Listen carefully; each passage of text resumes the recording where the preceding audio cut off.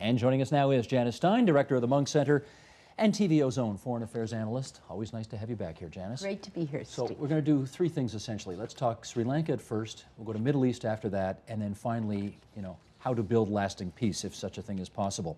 Let's talk about the Sri Lanka situation first. How did the Tamil Tigers go from controlling about a third of the island to Sri Lanka to defeat in less than 5 years? It's a stunning defeat in a very short period of time. Fundamentally, two sets of factors operated. One, the war on terror, where the Tamil Tigers were listed as a terrorist organization. Funds were frozen. A lot of the funding for the Tamil Tigers came from overseas, from their diaspora communities, and from others, and that money really dried up. They could not maintain the level of purchasing that they had before. So they get caught in that whole global war on terror net. Absolutely, and a very unexpected way for them. Secondly, the election of a president in Sri Lanka who simply abandoned the peace process, abandoned negotiation. One committed objective to defeat the Tamil Tigers, had an open purchasing line and support from governments like Iran, China, Japan, unlike Western Europe and North America. Why was that support there kind of later but not earlier? I think in a sense the feeling was that the Tamil Tigers were not going to come to the table, nor, by the way, was the government of Sri Lanka very good at coming to the table, even this president's predecessor. So this was a classic stalemated conflict that had been going on. It's the longest running civil war in Asia. What we really saw was a turn here, where there's a determination to drive this to conclusion. Let's go to the Middle East now, another tragic part of the world where this goes on and on and on. Well, that's the other story of a long civil war in a sense that sees no end in sight. The thing you hear, though, is that it's time to renew the peace process. And I guess the question is there really any peace process today to renew? There's no peace process whatsoever, and what you're hearing that really coming out of the Obama administration, reacting very much to the arid 8 years or 7 years of the Bush administration, where they really engaged in a strategy of benign neglect. But if you actually look at the conditions on the ground, we have a government in Israel, Netanyahu, who refuses to accept a two-state solution openly, although he may well go there if forced to by the United States. You have a divided Palestinian leadership, part in the West Bank under Fatah, part in Gaza under Hamas, and you have a serious split developing in Hamas between their leadership in exile in Damascus and Prime Minister Haniya on the ground. So who does the West talk to? These are the worst possible conditions for a serious peace process, and there's actually, by everybody but the Fatah leadership, and the Egyptians and the Saudis and the Jordanians and the Syrians who really want some movement here, but the parties on the ground look very much like what the Sri Lankans and the Tamil Tigers looked like 5 years ago. Deadlock, absolute deadlock. Can you tell whether the Palestinian people, I mean, they obviously do a lot of polling in the Palestinian world, whether they support Fatah or Hamas or neither? The polling is terrific, actually. Very, very sophisticated polling. So we know two things. One, there is still majoritarian support for Fatah in the West Bank, but Hamas commands about, depending on which poll you look at, 33 to 40% of the support. So the population is as divided as the leadership. There's still support for negotiated solution, two-state, among the Palestinian public and among the Israeli public. Not three-state? Two-state. Two-state solution. Israel and Palestine, not three-state.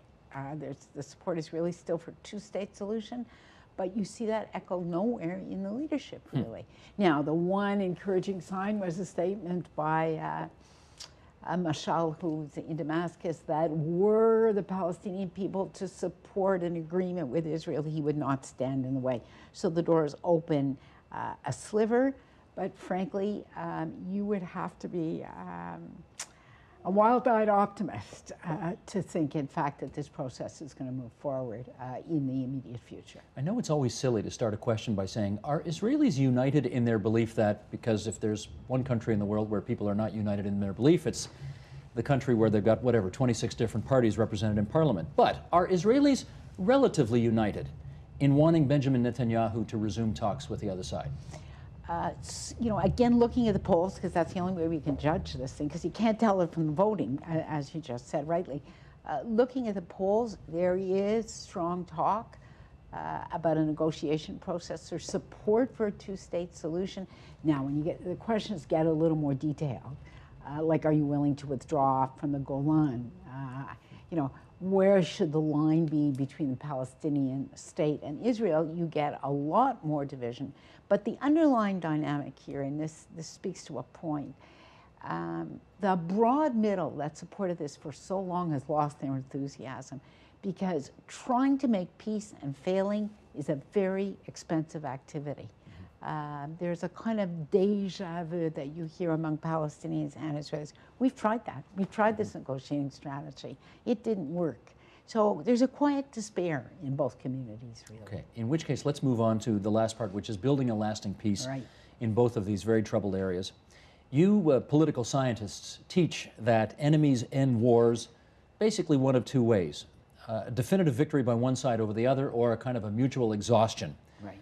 Historically, which lasts longer? You can actually, you know, first we should say, by the way, that civil wars of the kind that we saw in Sri Lanka, and in some sense, the Israel-Palestinian conflict is just an extended civil war. These are the toughest to end. And coming out of those, the peace process is most at risk. Until recently, 40% of the peace settlements in these kinds of conflicts didn't last more than 5 years. They were that fragile. So clearly, when you have a defeat of the kind that you've had of the Tamil Tigers in Sri Lanka, the prospects, but there's one huge condition I'm coming to, the prospects for an enduring settlement are much greater, but that's only if the government in power is genuinely magnanimous, reaches out to the minority, makes a political deal. And part of the dynamic here that's so tough, Steve, when you ramp it up, as the government of Sri Lanka did, and go for broke for 5 years, you see the celebrations in the capital city, Colombo. Nobody is in a mood to make the political concessions are absolutely necessary to prevent ongoing guerrilla attacks. There is that line, right? When I am weak, how can I be magnanimous? When I am strong, why should I be magnanimous? That's the dilemma right here. So, but all things being considered, this kind of out-and-out defeat is rare. It doesn't happen that often, and it does create the opportunity for a lasting peace. The ones that what we know is where peace settlements endure the longest, if you get a negotiated outcome, which the parties on the ground themselves reach, not if they're coerced by big powers intervening from outside, but if the leadership on the ground can actually come to a negotiated solution on their own, that's the best possible recipe for peace. I wonder if something as, and I don't mean to be pejorative when I say this, but something as simple as changing the flag to incorporate some, Tamil traditions, whether that would have an impact. Oh, there's no question. That kind of symbolism is read as a message by the Tamil leadership. And the Tamil leadership, the Tamil community inside Sri Lanka does not speak with one voice. There were many that were anxious for a negotiated solution, allowing the Tamil language, recognizing, this is such a familiar conversation to Canadians, recognizing the status of the Tamil as a minority and providing minority rights. These are all key things that the government should be doing and should be saying right now. And in fact, what are they doing? They've got camps, right? So all of the things you think they actually need to be doing, they're not doing right now. That's right. They're doing the reverse, in fact. Which augurs badly for any kind of... badly for an enduring peace settlement. Okay, Middle East. President Obama seems to be following the advice of people like Jimmy Carter's former national security advisors, Zbigniew Brzezinski, and others who have said the best way to keep the yardsticks kind of moving forward in the Middle East, even as slowly as they often do, is to just keep the two sides talking. Yeah. Doesn't actually matter whether they make progress or whether they're saying anything, just keep them talking. Yeah. Do you agree with that? No. No. I actually don't, sadly. Process is not a substitute for substance. And what we've learned to our chagrin, when we look at a whole series of civil wars and post-conflict situations, is that creating this false promise that process and talking is going to produce a result, and then it drags down and it gets embittered, actually disillusions that broad middle in societies that have to support an agreement. So you get to a situation where I don't want to go there again because I did this 3 or 4 years ago and we got nowhere. Why should I engage in this? I think we have to be very careful about creating this illusion that we have a peace process when in fact you look at the conditions, you don't see very much opportunity at all. But again, when it comes to creating a lasting peace, it almost sounds as if you're saying nothing, which may be true, is better than something which may offer false hope. Yes. Nothing is better than something which may offer false hope. And were I advising President Obama, which I'm not, I would say, unless you can persuade the leaders on both sides to be serious. You can't say both sides. It's really on all sides, isn't it? It's on all sides here. And in fact, what we're likely to see, if anything, come out of this is a very complicated multilateral peace process where Arab governments who are very anxious to move this forward are part of this, as well as Fatah formally, but Hamas in the background as a major player. It's a complex process. But unless, in fact, the Obama administration sees and can move the parties to real willingness to make some tough concessions, don't start this play going again, because you know how the curtain's going to come down, and you're going to have a smaller audience next time than you have this time. Okay, there was this new idea that was floated the other day about a kind of a 57-state solution where all of the players in the region and beyond were kind of invited to play some kind of role. Does that have any legs? Well, you know why that one's being proposed? Because the argument is, look, what Israel would respond to is recognition from the Arab governments who are clearly willing to do so now were Israel to make peace with the Palestinians, and that would matter. Yes, that's true. On the other hand, what you're doing again is creating a big, spectacular, theatrical event, raising expectations on all sides. A Madrid process, which we went through in the 90s writ large, and unless the Obama administration is confident that people who are really working this file are confident they can produce results, it's a very risky strategy. Both Palestinian intifadas broke out, in a sense, after failed negotiations. Yeah. So you go back to a level of violence, but sometimes at a higher level. Right. Let me put one more thing to you, which is Ed Lutwak, who you've been on this been on this program with you many times. Yes. He's got this argument that separating the combatants by using either peacekeepers or international mediation, when they really haven't done as much fighting as they feel they need to do, just lets the grievances fester and makes for a worse explosion down the road. And his view is, get the international community out there, let them duke it out, and they'll get to a settlement, well, they'll get to the end game faster. So we have actually... Is that an option? It's great in a paradoxical way, because we have a test of Ed's argument right now in Sri Lanka, right? Everybody stayed out of the way.